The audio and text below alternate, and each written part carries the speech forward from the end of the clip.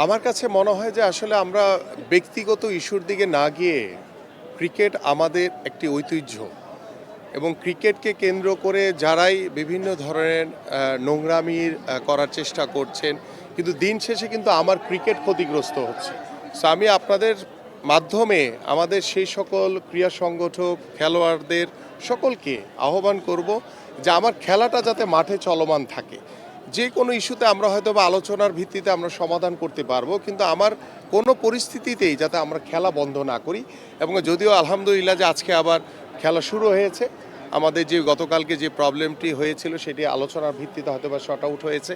So আমরা আশা করি এই ধরনের একজন আরেকজনকে, ক্রীড়া সংগঠক খেলোয়াড়দেরকে হেয় প্রতিপন্ন করে কথা বলা, আবার খেলোয়াড় ক্রীড়া সংগঠকদের হেয় প্রতিপন্ন করে কথা বলা, এটা আসলে আমাদের কাছে এটা আমরা কখনোই ভালোভাবে দেখি না এবং এটাকে আমরা কখনোই সমর্থন করি না।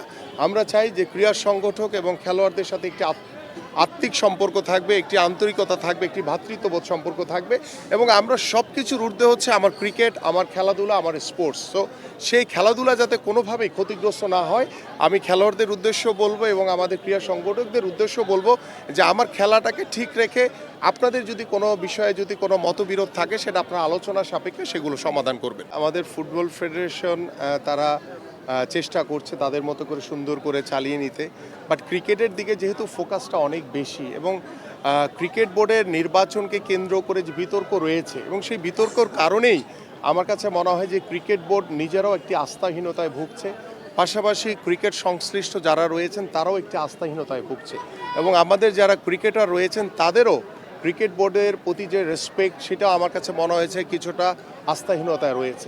তো সব কিছু মিলিয়ে আমরা বিগত ক্রীড়া উপদেষ্টা তিনি যেভাবে আসলে আমাদের এই ক্রিকেট বোর্ডকে একটি বিতর্কিত করে বা যেভাবে সরাসরি হস্তক্ষেপের মাধ্যমে তিনি ক্রিকেট বোর্ডকে একটি বিতর্কিত জায়গায় নিয়ে গেছেন, এটি তিনি না করলেও পারতেন। তো আমার কাছে মনে হয় যে সব কিছুর ঊর্ধ্বে গিয়ে আমাদের ক্রিকেট বোর্ডের যে বর্তমান যে লিডারশিপ রয়েছে তাদেরকে আহ্বান করব যে আপনারা ক্রিকেটারদের সাথে বসেন, আমাদের যারা ক্রিকেটের যারা ক্লাবগুলো রয়েছে তাদের সাথে বসেন, আমাদের ক্রিকেট বোদ্ধা যারা রয়েছেন তাদের সাথে বসেন এবং আপনারা যারা ক্রিকেটের সাংবাদিক রয়েছেন আপনাদের সাথে বসে আলোচনা করে কিভাবে আমাদের কোথায় কোথায় সমস্যা রয়েছে, কোথায় সংকট রয়েছে সেই বিষয়গুলো আমরা আলোচনা করে কিন্তু আমরা এগিয়ে যেতে পারি। কারণ আমি একটি কথা বারবার বলছি যে ক্রিকেট আমাদের ঐতিহ্য, ক্রিকেট আমাদের একটি গর্বের জায়গা, সেই ক্রিকেট যাতে কোনো অবস্থাতেই ক্ষতিগ্রস্ত না হয়। আমরা যখন মাঠে খেলি এবং আমাদের সেই মাঠের চারিপাশে গ্যালারিতে বসে থাকা দর্শকরাই কিন্তু আমাদেরকে উৎসাহিত করে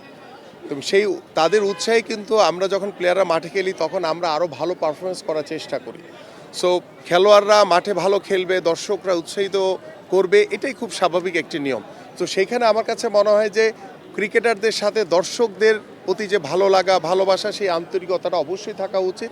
এবং আমি যে বিষয়টি বলতে চাই যে আমাদের ক্রিকেটার বা ফুটবলার বা আমাদের দর্শক, আমাদের কিন্তু প্রাণ শক্তি হচ্ছে আমাদের দর্শক এবং সেই দর্শকদের সাথে আমার মনে হয় যে আমাদের ক্রিকেটার বলেন বা ফুটবলার বলেন বা অন্যান্য স্পোর্টসের যে একটি যোগাযোগ, যে একটি মেলবন্ধন, কেউ হয়তো বা চিনে না, কিন্তু যখন আমরা একটি দেশের পক্ষে খেলি তখন কিন্তু আমরা দল মত নির্বিশেষে সবাই বাংলাদেশি হয়ে যাই। সো সেই সবার আগে বাংলাদেশকে প্রাধান্য দিয়ে আমার কাছে মনে হয় যে ছোট ছোট ইস্যুগুলোকে আমরা বড় করে না দেখে সেগুলোকে কিভাবে আন্তরিকতার সহিত আমরা একটি আন্ডারস্ট্যান্ডিংয়ের মতো করে আমাদের ক্রিকেট, আমাদের ফুটবল, আমাদের অন্যান্য স্পোর্টসগুলোকে আমরা কিভাবে এগিয়ে নিয়ে যেতে পারবো। আমরা যে ক্রীড়াঙ্গনের স্বপ্ন দেখছি, যে ক্রীড়াঙ্গনের বাংলাদেশ গড়তে চাই, যে ক্রীড়াঙ্গনের মাধ্যমে আগামীর বাংলাদেশের রাজনীতিতে গুণগত পরিবর্তন আনতে চাই, আমরা সেই ধরনের একটি পরিবেশ তৈরি করি। কারণ একে অপরের প্রতি কাদা ছুটোছুটি করে আসলে আলটিমেটলি আমার স্পোর্টস ক্ষতিগ্রস্ত হচ্ছে। সো এইখান থেকে আমি সবার কাছে আহ্বান করব যে আমরা সকলেই বিরত থাকি এবং আমার বাংলাদেশকে আমরা এগিয়ে নিয়ে যাওয়ার জন্য যা যা করণীয় আছে সেটা আমরা সবাই মিলে করি। আমার কথা একটাই যে আমার বাংলাদেশ সবার আগে, আমার খেলোয়াড়রা সবার আগে এবং আমার খেলোয়াড়দের নিরাপত্তা সবার আগে। এবং একজন মোস্তাফিজকে যারা নিরাপত্তা দিতে পারছে না, সেই দেশে আমার বাংলাদেশের এত স্বনামধন্য আন্তর্জাতিক মানের খেলোয়াড় যাবে, আমাদের ক্রীড়া সাংবাদিকরা যাবে, আমাদের দর্শকরা যাবে, তাদের নিরাপত্তা কে দিবে? সো আমার কাছে মনে হয় যে আমাদের নিরাপত্তা আগে, আমার দেশ আগে এবং সেইটুকু নিশ্চিত করেই আমাদের পরবর্তী পদক্ষেপ আমাদের যারা ক্রিকেট বোর্ডের সাথে রয়েছেন, আমাদের সরকারের পর্যায়ে যারা রয়েছেন তারাই এই বিষয়গুলো সিদ্ধান্ত নেবেন। আমিনুল ভাই, এর আগেও আমরা দেখেছি অনেক ঘটনা ঘটেছে, ক্রিকেটাররা আন্দোলন করেছে, সাকিব তামিমদেরকেও আমরা দেখেছি একজোট হয়ে আন্দোলন করেছে ক্রিকেট বোর্ডের বিপক্ষে। কিন্তু এবার যেটা ঘটেছে যে একটা ঘটনার পরে ক্রিকেটাররা ক্রিকেটকে বয়কট করেছে। সাধারণ মানুষ যারা আসেন তারা আসলে ক্রিকেটটা দেখতেই আসেন। কালকে মাঠে মানুষজন এসেছিল খেলা দেখতে, কিন্তু দুটো ম্যাচই হয়নি। এই বিষয়টাকে খুব বেশি প্যাথেটিক কিনা?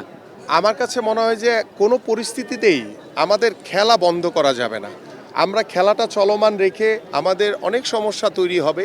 সেই সমস্যাগুলো আমরা খেলার মাঠের বাইরে বসে আমরা আলোচনার ভিত্তিতে সমাধান করতে পারি। বাট আমি কখনোই খেলা বন্ধ করে কাউকে প্রেশারাইজ করে কোনো কিছু আদায় করাটা এটা সমীচীন কোনো কাজ না। এবং আমরা মনে হয় ভবিষ্যতে এই বিষয়গুলো থেকে, এই ভুল থেকে শিক্ষা নিয়ে ভবিষ্যতে আমরা মাথায় রাখবো যে খেলা কোনো অবস্থাতে বন্ধ করা যাবে না। সবার আগে খেলা, এবং এই খেলার সাথে আমাদের ক্রিকেটারদের রুজি রুটি জড়িত রয়েছে, তাদের পরিবার জড়িত রয়েছে, এবং পুরো দেশ এখানে জড়িত রয়েছে। সো আমরা ছোট ছোট ইস্যুগুলো আমরা হয়তো বা আলোচনা করে আমরা সেই সমস্যাগুলো আমরা খেলার মাঠের বাইরে বসেই সমাধান করতে পারি। আমরা প্রত্যেকেই খেলার পক্ষে। সো আমার খেলা কোনো অবস্থাতেই বন্ধ হোক সেটা আমরা কখনোই চাই না। আমরা খেলা মাঠে গড়াবে, খেলোয়াড়রা খেলবে, দর্শকরা মাঠ থেকে বসে খেলা উপভোগ করবে, আমরা সেটুকু নিশ্চিত করতে চাই। সো আমরা খেলাধুলার বিষয়ে আমাদের মাননীয় চেয়ারম্যান জনাব তারেক রহমান অত্যন্ত গুরুত্ব দিয়েছেন, এবং আপনারা ইতিমধ্যে জানেন যে আমাদের আগামীর ক্রীড়াঙ্গনে বাংলাদেশ জাতীয়তাবাদী দলের যে কী পরিকল্পনা রয়েছে, এবং সেই পরিকল্পনা আমরা করেছি এবং আমরা অপেক্ষা রয়েছি। আল্লাহ যদি আমাদেরকে ত্রয়োদশ জাতীয় সংসদ নির্বাচনে আমরা নির্বাচিত হতে পারি, আমরা যদি সরকার গঠন করতে পারি, আমাদের প্রত্যেকটি পরিকল্পনাই আমরা পর্যায়ক্রমে বাস্তবায়ন করব, এবং আমাদের মাননীয় চেয়ারম্যান জনাব তারেক রহমান আগামীর ক্রীড়াঙ্গনের মাধ্যমে একটি সুন্দর বাংলাদেশ, একটি শান্তিপূর্ণ বাংলাদেশ এবং একটি মানবিক বাংলাদেশ গড়তে চান।